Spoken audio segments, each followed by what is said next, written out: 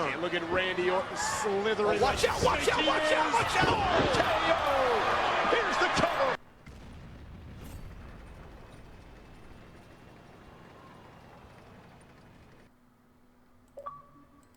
Hey, what's up guys? And we're back here today with a vid. And I was going to make it some generic topic, but we're going to go back I don't say back, but we're going to go just normal gameplay commentary and focus strictly on what I'm doing on this game on Overlord in the Tusk, a tank that maybe a few of you are grinding for right now. It's a little easier to grind now than when it was initially released, so probably more accessible to a lot more of you. It's still not the greatest light tank performance-wise on paper, but it's probably one of the most fun at tier 10. I always enjoy playing it. I mean, who doesn't love 152mm derp guns? They're always worth a good laugh. So, we're on Overlord, which isn't... It's not a great scouting map, if I'm frank. Especially in this spawn. This spawn's kind of worse. The other spawn, you can get some early damage and spotting. If you go to the right position. I think I've shown it in probably some other videos, you probably know what I'm talking about, maybe. If not, look at some of the other Overlord games I've posted at some point on the channel. It'll probably show up. But from this spawn, you can see I'm just kind of patrolling this ridge line. This is generally where I like to go, never go beach. And just kind of seeing what the enemy is doing at this point.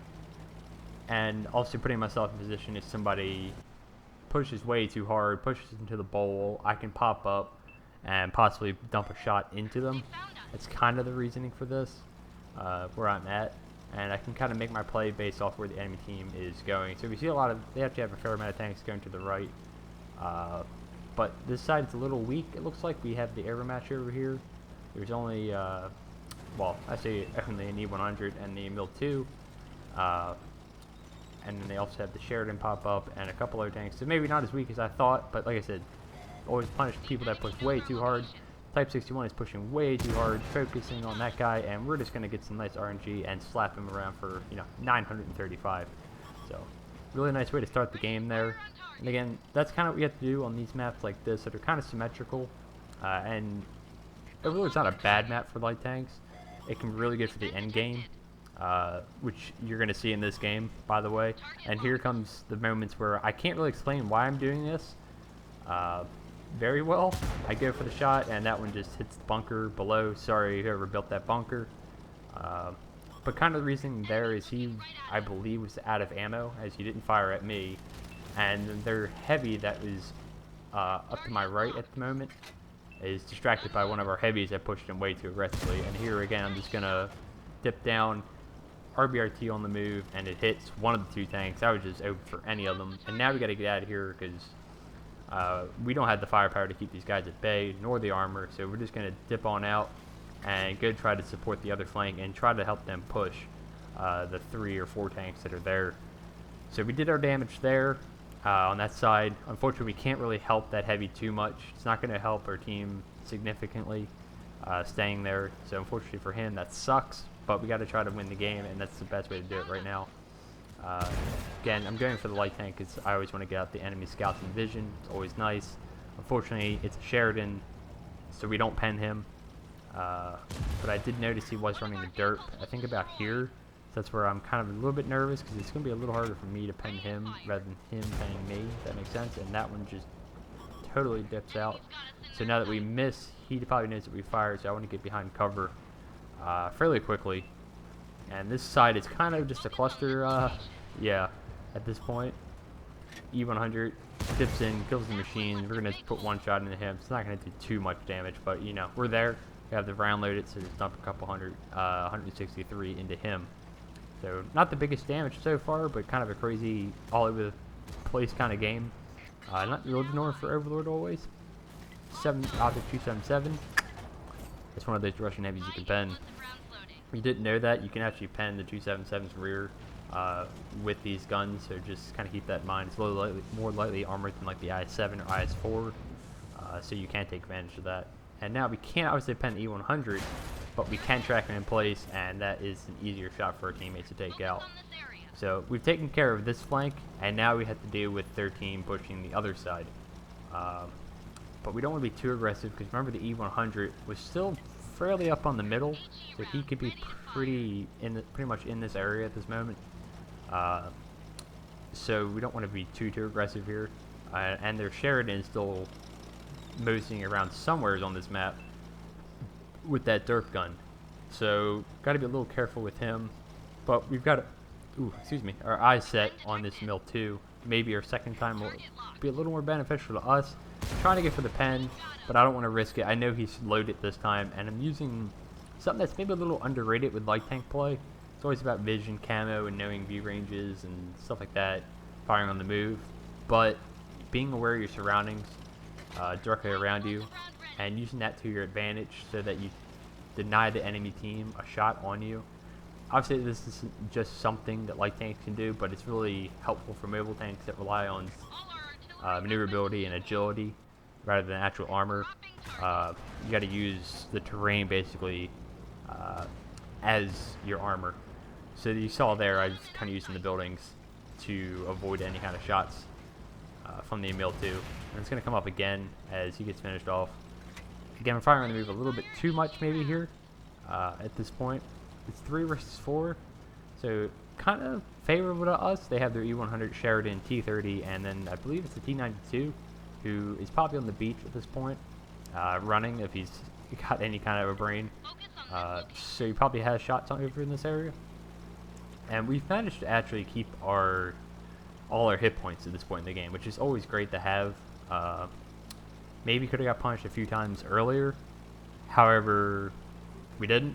So we did something right, I guess. And at this point in the game, like I said, I want to get that Sheridan out. He's a one-shot. If I even hit him, he should be at 430 health. The dirt gun tends to splash that high on lightly armored tanks, even if it doesn't pen. So it's kind of my mindset here. Maybe I can line up a shot without just going full berserker mode on him. Instead, just kind of take it a little easier and see if I can't get him. As their T92 shuts down our Yag Tiger, shocker. And we're trying to line up this shot. It's a little tricky, and we just totally destroy that. Again, I'm trying to just minimize this guy. Luckily, he does not pen as he hits the track.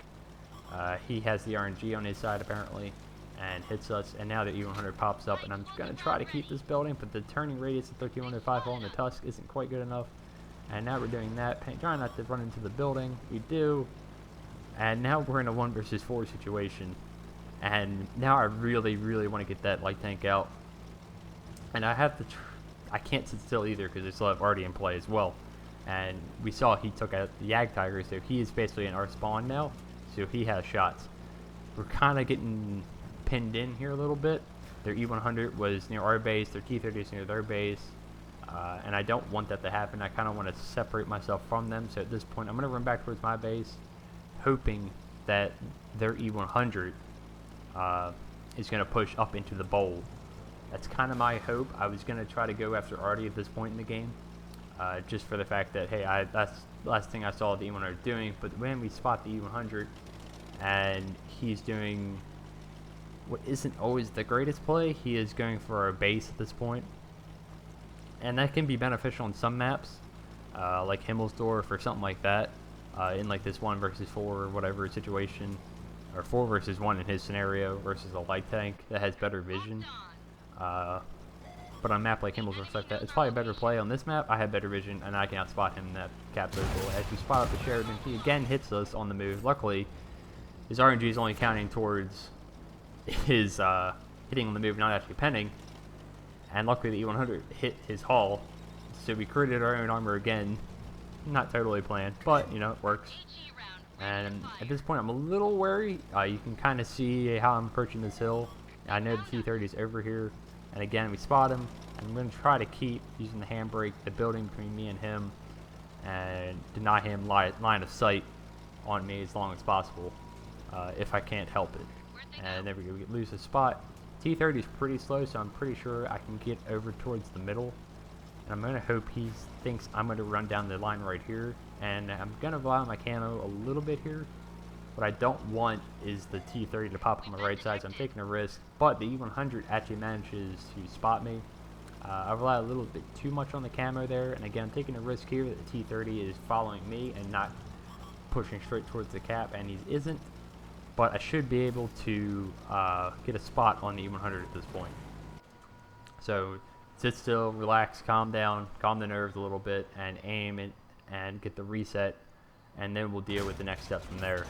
So we get a nice roll, 365, which is really juicy on the front of an E100. At this point, I'm going for the second shot because I'm still spotting him here, and the T30 hasn't shown up. But then I get lit, and it's time to go. We spot there already, but the T30 is got an easy shot on us, so it is time to get out. But I'm not going to make it too easy on him. I'm going to act like I'm spotted. I'm running away, and you can see him chasing. I can see it there.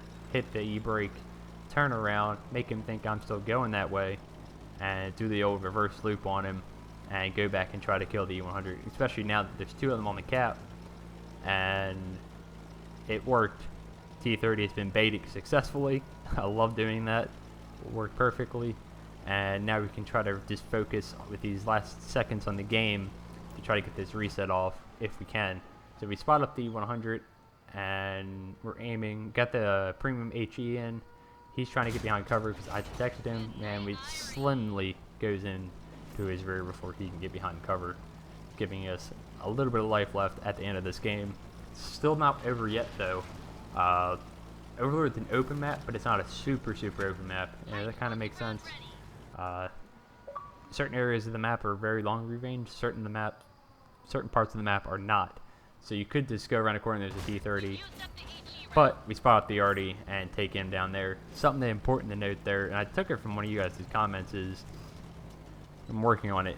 When I'm aiming in, especially with these guns like this, don't just aim over them the entire time, because then their detect goes off and they know you're aiming at them, especially if they don't have Sixth Sense or something like that, which is very possible in Artie.